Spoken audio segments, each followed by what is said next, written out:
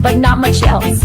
Get our favorite plays on the totals, sides, props, exotics, and futures to jump on now. So let's get it started with Jason and Ben. Let's get it started with Jason and Ben. Let's get it started with Jason and Ben. Something custom chemicals about the console failing on. Let's get it started with Jason and Ben. Let's get it started with Jason and Ben. Hey there. Happy Sunday. Hope you are having a great Sunday morning or Sunday afternoon or Sunday evening or whatever, depending on where you're watching us from. I'm Jason. That's Ben. This is WannaBet. We appreciate you guys tuning in. We do this every single day. We give you our three favorite bets from first to third in that order. Third down, money down in the NFL. That's the money down for us as well. What plays we're making right now. Could be a game tonight, game today, game tomorrow, a futures play, but our most urgent plays, fourth and long is really fourth and short.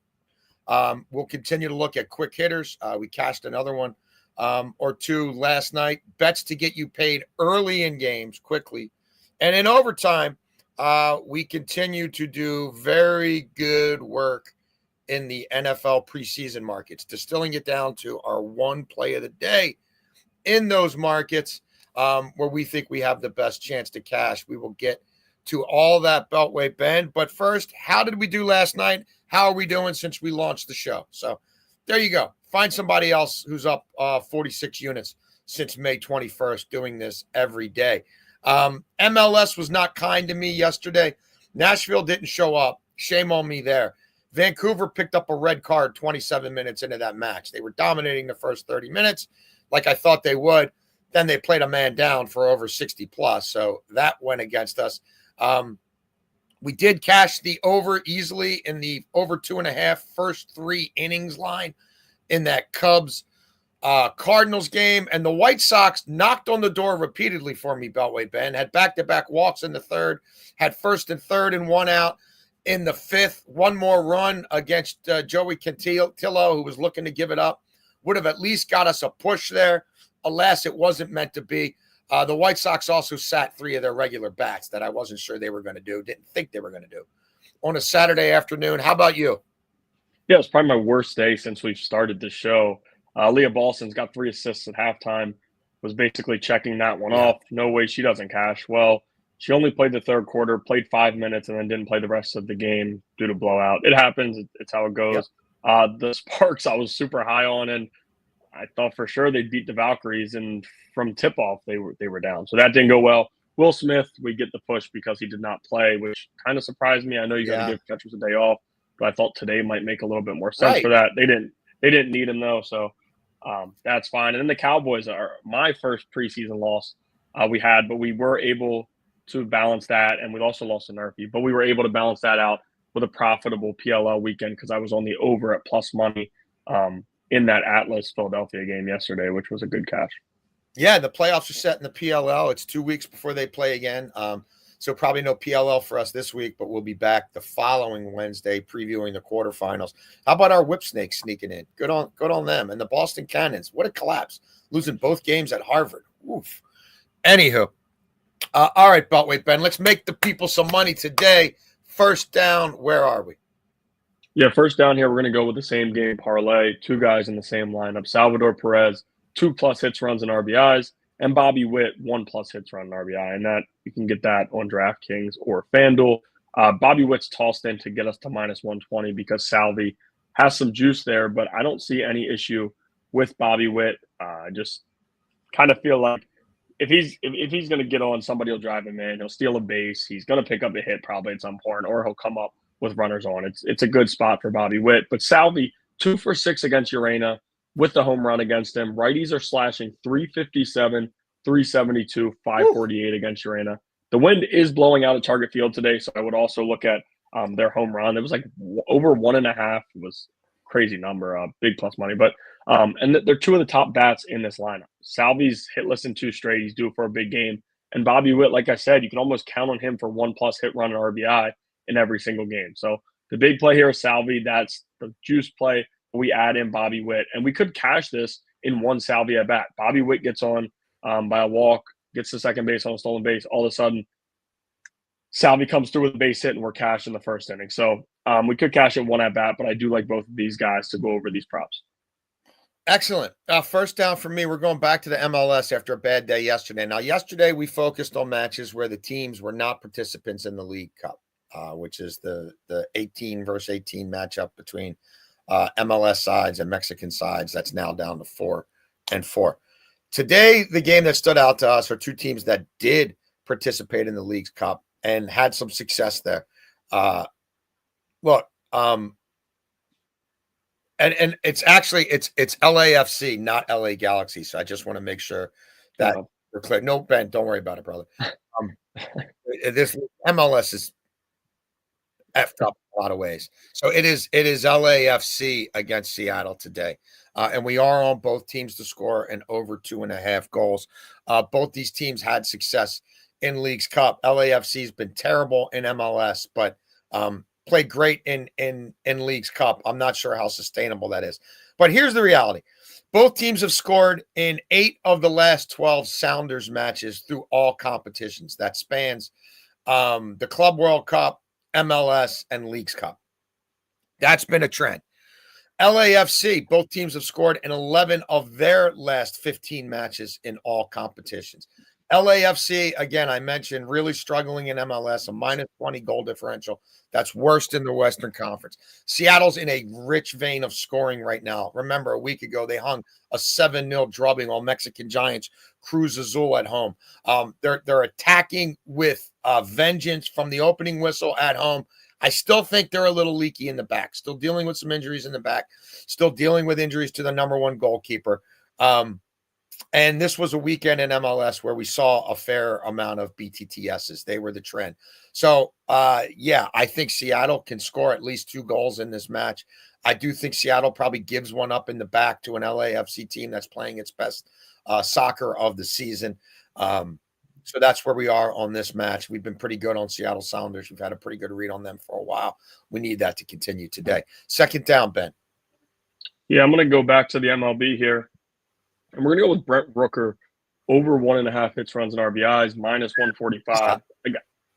There's not a better spot for a guy today, to be quite honest with you. He hit a home run against Povich and is only a bat against him. He also had another plate appearance where he walked. 906 OPS against left-handed pitching on the road for Rooker. 305, 364, 563 slash line in day games. And some people don't look at that prop enough to me, just because guys sometimes are better earlier in the day compared to at night. And it's a serious thing if you look around it. But opposing right-handed hitters have an 875 OPS against Povich at Camden Yards. And we know that lineup will put some guys on and they'll give Povich some issues. We just need Rooker to come through with a base hit. Wouldn't surprise me if he hit one out to left field today. Red hot, as Jason said. He's starting to swing it really, really well. And that's just what he is. He's been way better against left-handed pitching this year. And the one good thing with Rooker, with hits, runs, RBIs, this dude hits so many home runs, we could cash this at any possible at bat. We don't need guys to be on. We don't need him to come through, for a single with a guy on base. He can drive the ball, does a lot of damage. And in Orioles Park, we've seen him do it before. So I like him over 1.5 hits, runs, and RBIs, minus 145. Look, I really wanted to be on the A's today. And if they kept Severino, who's been awesome on the road, as their starter, I would have been, but they made a late pitching change. I would lean to the over in that game. And the A's probably do still win, but the pitching change kind of threw me off the scent. Second down, I told you guys yesterday I would be hammering the Nats today, and we're going to. And for that kind of return on the money line, do I think San Francisco on the run line is a feasible play? Absolutely. But we're going to hammer on the Nats here, who have Mackenzie Gore on the mound, who's been terrible lately, and the specter of that Nats bullpen getting into that. So I don't want to cut the game down. I thought about it. It's a Nats team that's 2-8 in their last 10 games with a minus 57 run differential. It's a Nats team that doesn't look capable of winning consecutive games right now. Mackenzie Gore has a 7.36 ERA in his last 7 starts. You look at his last 6 on the road, 8.15 ERA, 1-5 Nats record in those 6 starts.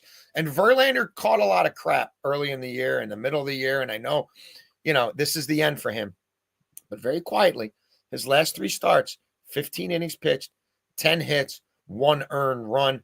The Giants still are on the periphery of the wild card race. They've been pretty solid at home. and I think they beat the Nats today. Third down, Ben. Yeah, third down, we're going to go to the WNBA. And it's pretty rare that I do this. I've done it a little bit with futures, and we've done it on one third down play. But I'm going to go with Gigi here. This is a two-win, two-unit play here.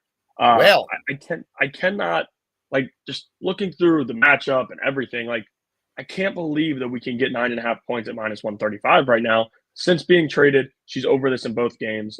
First game, she only played 18 minutes, still scores 11 points, bumped up to 29 minutes in game 2, clears it. Nafisa Collier is still out, so she's going to have to take on a big scoring role for what they have. They added her to give them that, and the Liberty have had some serious defensive struggles of late. I think this will be a high-scoring game in general, and the Lynx need Carrington to really, really take off for them and just provide good scoring for them with Collier out. She's aggressive. I said she's bumped up to 29 minutes in game 2. We probably will see her in the 30s this game, but regardless, she's starting to get more and more comfortable playing with them. So I do like her over that 9.5 points, and it's to win 2 units here. I think it's my second time in the first 3 downs going with a 2-unit play. How about that? Love to see Gigi. Just want to show my guy Copper. Still miss you, buddy. Love you, Copper. Third down for me. I sing a little song around this house these days. It usually starts about 2 days before Quinn Priester starts. I start singing, Quinny P, Quinny P, Quinny P, cash with me. We love to cash with Quinny P. Yeah, it's Quinn Priester Day, baby. If you have not been paying attention, my guy, Quinn Priester, who I hold way more rookie cards of than anybody probably should. The Brew Crew have won 12 straight Quinny P starts. About way, Ben. Do you know the song that I'm mimicking there? No. Let It Be by the Beatles. You don't know that song? I probably have heard, if I hear the actual song. You know me. I listen to rap. I know, but I this one's pretty ubiquitous. This one's pretty. If I hear it, I might know. Listen. I don't go into other areas, but I hear it. I probably have heard it.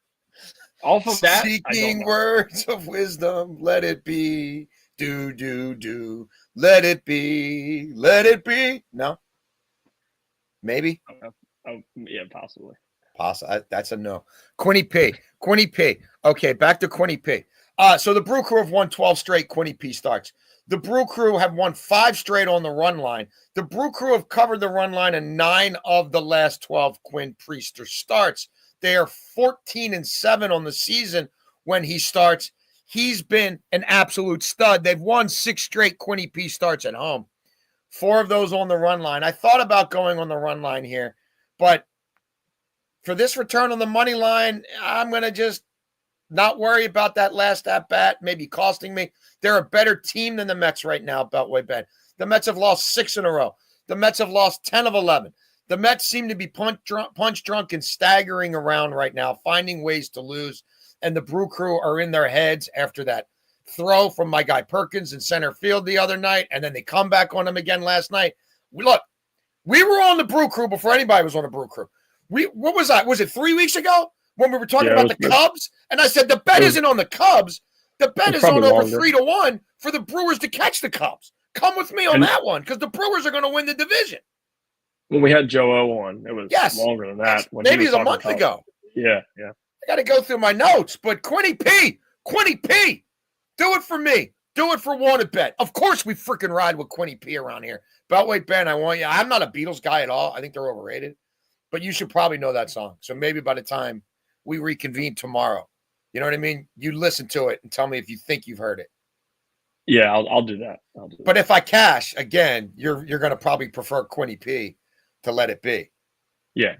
To Let It Be, right? Exactly. Yeah. Fourth and short. Again, I did not love yesterday's slate of MLB games, right? I've been on an absolute heater. I only gave out 2 because I didn't love them. One of them hit, and one of them hit quickly. It almost hit in the first inning, which was the over in the first 3 innings, over 2.5 in the Cubs-Cardinals game. So there is a fourth and short that I like. I'll get to it in a second. What is your fourth and short, Ben? Yeah, it's a play that I already went to in this series, and I just might be stupid keep going to it, but the Nerfy here in this Rays Mariners game, like Brandon Lau hits a home run in a 10-pitch at bat in the first night. Last night, You had Boyle on the mound. He wasn't much. And you had Evans. That, of course, like those aren't the pitching matchups you want at this point in either of their career. But right now we get Hauser, who, by the way, his prop over 16 and a half outs recorded at minus 130. You can mark that down for a play for me because I was very close to putting it in my first 3 downs, but I'll just tail it on here. He's been great this season. And the Rays know how to unlock even more out of starting pitchers. Yes. They added him at the deadline in a pretty surprising move to me. I thought someone else would add him, but they did. And this is over in 2 games of the series. It's 2 to go against it. Brian Wu has been so damn good at home. One of the best pitchers in the MLB at home, to be quite honest with you. I think he'll be able to go 3 up, 3 down. And Luis Castillo, he was dominant against this Rays offense, but it was literally the one wow at bat that went 10 pitches that resulted in a home run to screw the nerve for the other night. I don't see that happening here. I know the Mariners are starting to do some damage offensively. J-Rod is really, really swinging it well. Yeah. But again, like, I get more scared, quite honestly, when we get to 4, 5, 6 with them, just when you have Josh Naylor, who's been awesome, and he's stealing a million bases with the Mariners, who nobody could ever saw that happening. And then Eugenio Suarez, who hasn't been great. He has some power, and Jorge Polanco. So I do think that we can get Hauser to get 3 up, 3 down in that first inning to keep us safe here. But at minus 125 again, it's too good for me to pass. I'm on a Nerfy as well, my friend. It is Pittsburgh and Cincinnati. Now, you might look at me and say, well, the Reds are a Yerfy team, not really a Nerfy team. Well, they are 8-3 to the Nerfy in their last 11. And on the road, the Reds are 34-25 to the Nerfy. The Pirates, with their pathetic lineup, are the number 1 Nerfy team in baseball. And that trend also holds on at home, where they're 36-26 to the Nerfy. Littell, he lost some of that special sauce when he left Tampa, I think, Beltway Ben. But, like, I'm just asking him to navigate the top of the Reds lineup once. Littell does have a 2.74 ERA in the first inning, allowing a batting average of just 2.24 and a whip of 1. So he hasn't been walking guys early in the game. Burrows has been great for Pittsburgh. And if you just look at his overall numbers and you don't look at him just through the specter of Nerfies, where we've been riding him for a while, it might not look special. Even his first inning ERA for the year doesn't look special, but a lot of that was him getting hammered early in the year. He's gone 8 straight outings without giving up a first inning run.